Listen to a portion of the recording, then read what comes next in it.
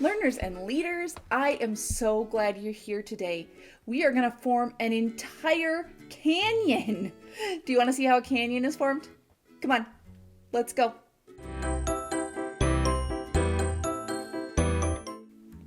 Learners and leaders, this week we have been learning all about Teddy Roosevelt, our president, in the book Teddy, the story of the young Teddy Roosevelt by Don Brown. Now, this book talks a lot about what happened when Teddy was a young boy. But did you know that as our president, Teddy Roosevelt was instrumental in growing the national park system? During his presidency, he added 5 national parks and he made the Grand Canyon a national monument. The Grand Canyon is a huge canyon in Arizona. It was formed when the Colorado River ran through and caused erosion. Erosion is a fancy word that means wearing away. It means that water takes teeny tiny microscopic pieces of earth and rock with it every single time it moves.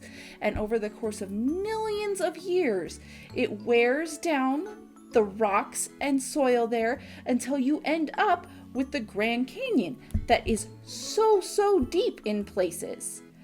Erosion moves earth and digs down.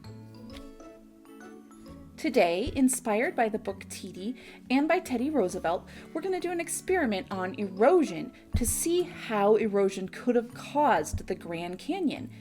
And we're going to change the slope and the angle of our Earth to see how slope affects erosion. Let's gather our supplies before we get started. The first thing you're going to need is a cookie sheet, and this is going to hold our Earth, and it's going to make it so that we can change the slope. It's going to hold our earth in. Keep in mind that you are going to put sand all in this cookie sheet, so make sure that you're using a cookie sheet that your grown-ups are okay with having sand in. You're also going to need a cup that we can poke a hole in. This is going to make our river. You're going to need a straw that we're going to put in that hole, and that'll make sure that our water flow is consistent. You're going to need some clay or Play-Doh. This is Play-Doh, and that's going to seal up our hole as much as possible. Some kind of a knife for your grown-up to cut that hole with. You're going to need 4 or 5 pieces of either 2x4 or bricks, just something to change the slope of your earth. You're going to need a Tupperware container or some kind of a container if you want to track how much sand or water runs out the bottom, and you're going to need sand. Now, I went to our hardware store and got 50 pounds of sand for $5, so you get a lot of sand for your money. Gather those supplies and then we can get started making earth and a river. Okay, so we have our supplies to make our river, and what we're going to do is take our cup, and at the bottom of our cup, we're going to cut a little X with our box cutter. Obviously, your grown-up will want to do this. We're going to cut that X to put in, that was maybe a little bit bigger than I wanted, to put in our straw.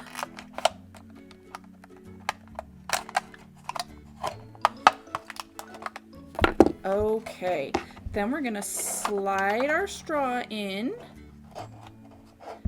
And we're going to want to seal this hole as much as we can. You're still going to have some leakage, unless you're better than me, but go ahead and just take your Play-Doh or your clay or whatever, and you're going to wrap it around, kind of press it in to seal that hole. Now this end is going to act as our water output. This is going to act as our water receptacle, and that is going to be our river. All right, learners and leaders, we have moved outside and we have made our earth. You can see right here. We made that just by pouring sand into our cookie sheet, and we got it pretty consistently close to the top of the cookie sheet all the way around. We want to make sure that we have a similar amount of sand in every one of our experiments. Now this earth is going to represent the Grand Canyon, the top of the Grand Canyon before any erosion happened. In real life, the Grand Canyon is not made of sand. In real life, the Grand Canyon is made of limestone. Limestone is a fancy word for a very specific kind of rock. It's made up of tiny fossils, little pieces of shell. Eventually those pieces break down and they form together to create rock. So in real life, the Grand Canyon, the top layer, is made of rock. But watch what happens when I pour water over this rock. Nothing, no noticeable difference, right? Now, erosion is happening here, but it's happening on such a teeny tiny microscopic scale that it would take years before we noticed any change. And I don't know about you, but I'm gonna get hungry before years pass.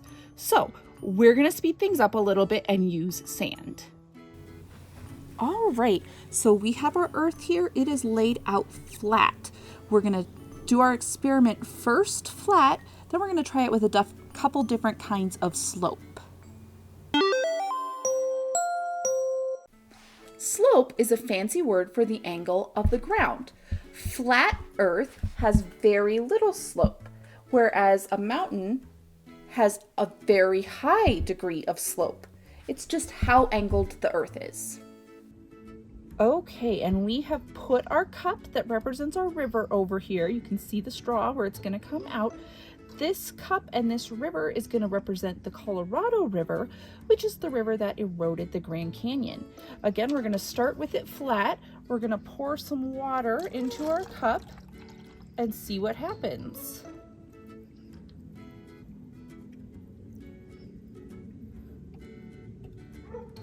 So you can see how it's spreading out, but it's not really moving down. And there's a little bit of erosion right here where the river is coming out, but it's not moving any of the earth or any of the sand downhill because there is no hill to move down. So really all we've done is created a little puddle or a little pool that this water is hanging out in. We haven't really created any huge erosion, just a little pool right there. Okay, so we did our experiment with our flat earth. Now we're going to add a little bit of a slope to it. What I need to do is I'm going to take this piece of wood and slide it under.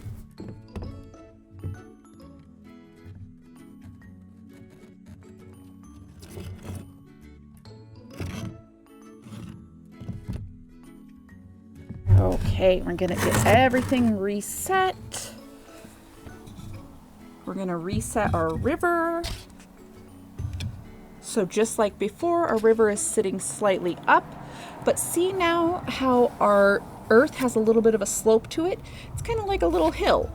All right, let's see what happens when we do erosion with a little bit of a slope. Let's add some more water.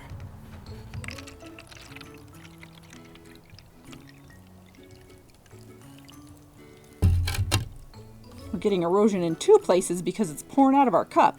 But see how it's moving down? And you can watch the sand is trickling downward. Put a little bit more water in because we want to keep watching what's happening here.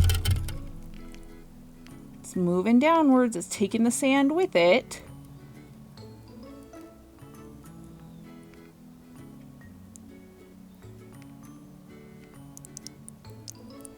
And you can see, we'll do one more time.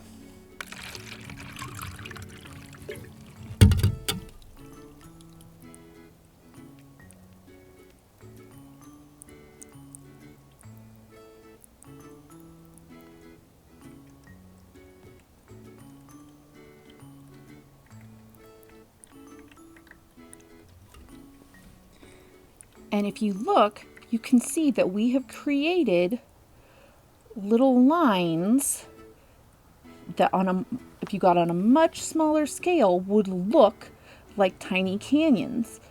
Right here, right here, right here.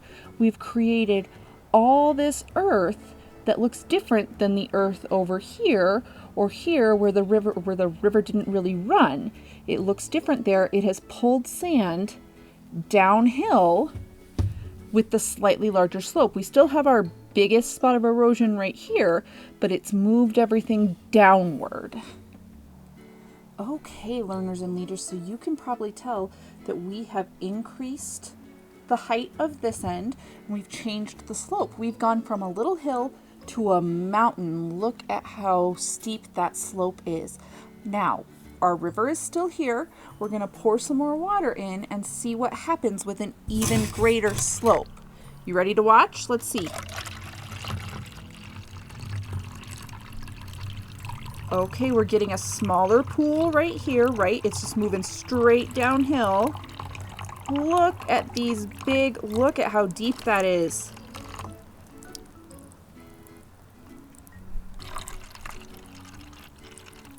Do you see how much that's moving downhill?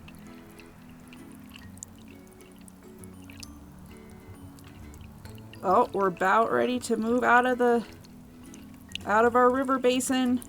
We're carrying sand all the way downhill. And look what's happening. See how we're just pulling the sand all the way out.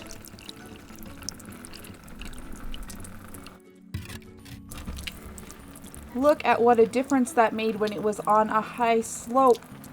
Learners and leaders, erosion. That is how the Grand Canyon was formed. Look at our canyon right here. So cool.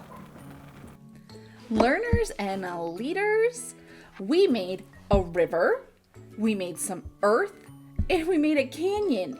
You are amazing.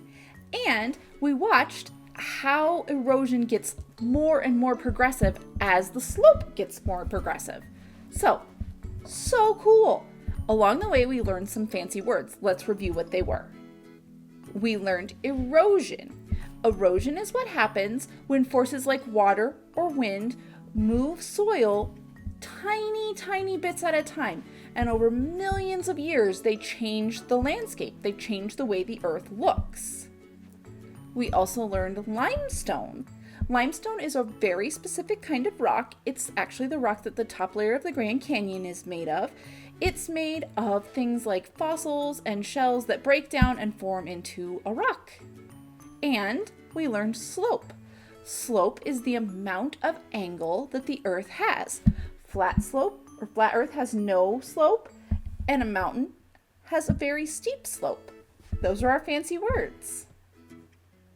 All right, learners and leaders, we learned all about erosion and how it made the Grand Canyon. The Grand Canyon is amazing, and Teddy Roosevelt was absolutely right to protect it.